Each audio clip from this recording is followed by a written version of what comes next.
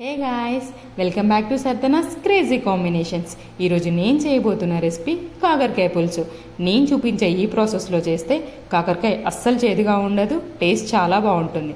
ముందుగా మనం కాకరకాయలను తీసుకొని శుభ్రంగా కడిగి కట్ చేసుకొని పక్కన పెట్టుకోవాలి. ఇప్పుడు మనం కట్ చేసి పెట్టుకున్న కాకరకాయలని ఒక బౌల్లోకి వేసుకొని 3 to 4 టేబుల్ స్పూన్స్ ఉప్పు వేసుకొని బాగా ప్రెస్ చేస్తూ కలుపుకొని పక్కన పెట్టుకోవాలి. ఇలా చేయడం వలన కాకరకాయల నుంచి చేదు పోతుంది. ఇప్పుడు 4 నుంచి 5 వరకు పచ్చిమిర్చి, 2 ఆనియన్ కట్ చేసుకొని పక్కన పెట్టుకోవాలి. ఒక బౌల్లో కొద్దిగా చింతపండు వేసుకొని వాటర్ యాడ్ చేసుకోవాలి.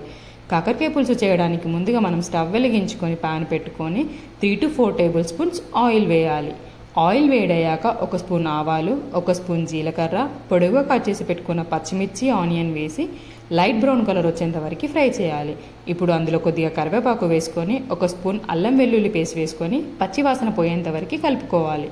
ఇప్పుడు ఇందులోనే 1 స్పూన్ పసుపు వేసుకొని మనం ముందుగా కట్ చేసి పెట్టుకున్న కాకరకాయలను వేసుకొని ఒకసారి బాగా కలుపుకొని మూత పెట్టేసుకోవాలి.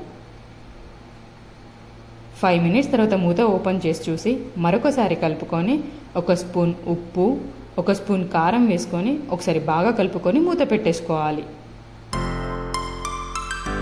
3 మినిట్స్ తర్వాత మూత ఓపెన్ చేసి మరొకసారి కలుపుకొని మనం ముందుగానే నానబెట్టి ఉంచుకున్న చింతపండు గుజ్జును వేసుకొని ఒకసారి బాగా కలుపుకొని మూత పెట్టేసుకోవాలి.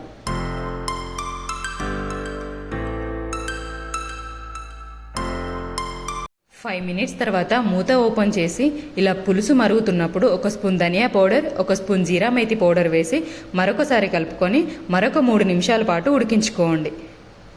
3 మినిట్స్లో కుక్ అయిపోతుంది. ఇప్పుడు మూత ఓపెన్ చేసి కొద్దిగా కొత్తిమీర వేసి స్టవ్ ఆఫ్ చేసుకోండి.